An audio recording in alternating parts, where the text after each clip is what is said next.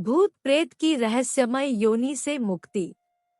भूत प्रेत की रहस्यमय योनि से मुक्ति केवल श्राद्ध आदि संस्कार कर्मों के करने से ही नहीं मिलती। कभी कभी स्थितियां विचित्र हो जाती है, समझ में नहीं आता कि अब क्या करे। प्रेत योनि से मुक्ति दिलाने में पवित्र नदी गंगा जी का भी प्रमुख योगदान है।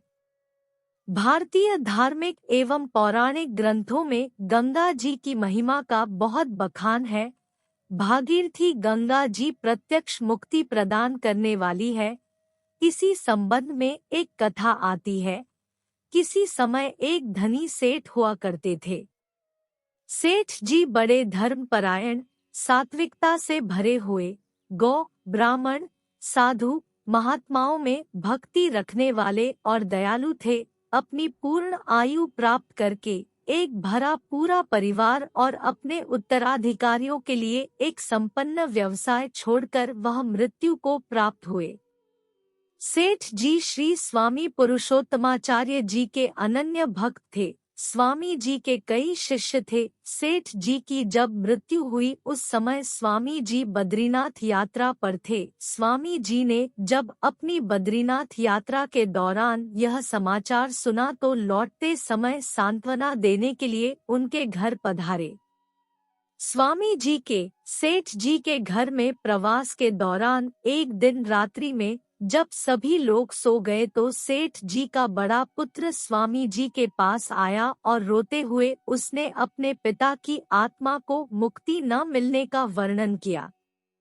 ऐसे परम धार्मिक और सहृदयात्मा शिष्य की ऐसी गति सुनकर स्वामी जी स्तब्ध रह गए और आश्चर्य करने लगे। उनके आश्चर्य करने पर सेठ जी के बड़े पुत्र ने स्पष्टीकरण करते हुए बताया कि महाराज, यह सच है और पिताजी मुझे समय समय पर दिखाई भी देते हैं और कभी कभी उनकी प्रेतात्मा भी मेरे शरीर में आती है। आप शीघ्र उनकी मुक्ति का उपाय कीजिए, मुझे उनके लिए बहुत दुख हो रहा है। यह कहकर वह रोने लगा। अभी रात्रि का तीसरा पहर शुरू ही हुआ था। स्वामी जी सोच में पड़ गए, लेकिन उन्होंने सेठ जी के बड़े पुत्र को ढांढस बंधाया और उनकी मुक्ति का आश्वासन देकर उसे विदा किया। रात्रि का चौथा पहर बीतने वाला था, लेकिन स्वामी जी की आंखों में नींद नहीं थी। मन में विचार चल रहा था कि सेठ जी की आत्मा का आवाहन किया जाए या कुछ समय तक प्रतीक्षा की जाए। तभी अचानक स्वामी जी को कुछ आहट महसूस हुई। वहाँ जो कुछ भी था उससे सामान्य व्यक्ति के रोंगटे खड़े हो जाते, लेकिन स्वामी जी इस आहट को पहचानते थे।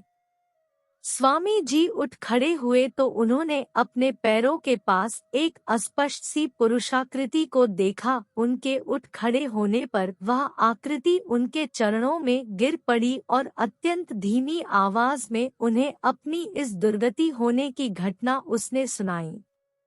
उस घटना का सारांश यह था कि एक बार एक महात्मा ने किसी तीर्थ में धर्मशाला निर्माण के लिए कुछ धन का संग्रह किया था और वह द्रव्य इनके यहाँ जमा कर दिया था। बहुत वर्षों तक वह महात्मा नहीं आए। बाद में सेठ जी ने कहीं से सुना कि हरिद्वार के कुंभ में ही उनका देहांत हो गया। उन महात्मा का वह संग्रहित धन सेठ जी के पास ही रह गया, जिसे सेठ जी ने अपने लिए प्रयोग कर लिया और इसी कारण उन सेठ जी को यह दुर्गति प्राप्त हुई।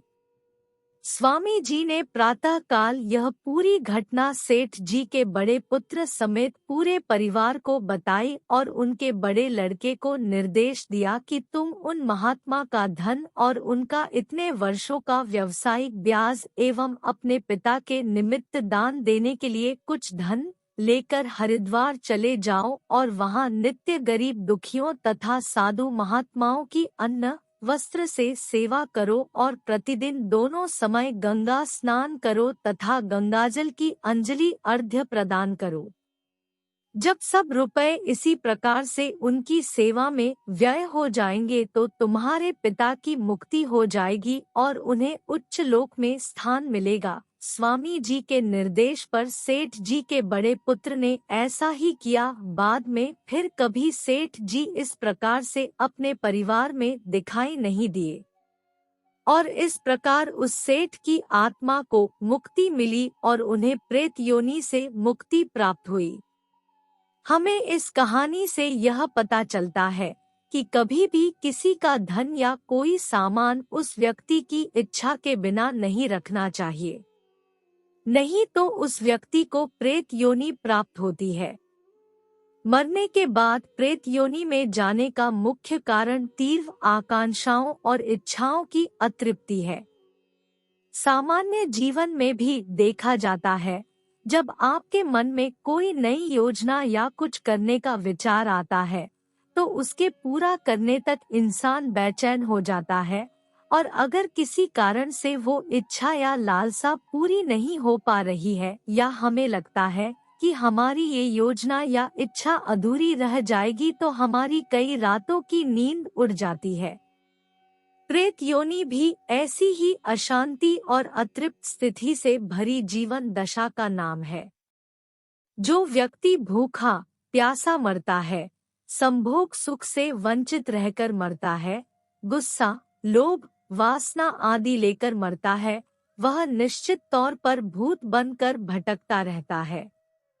जो इंसान एक्सीडेंट में, आत्महत्या करके या जिसकी हत्या की गई हो, ऐसे लोग भी भूत बनकर भटकते रहते हैं।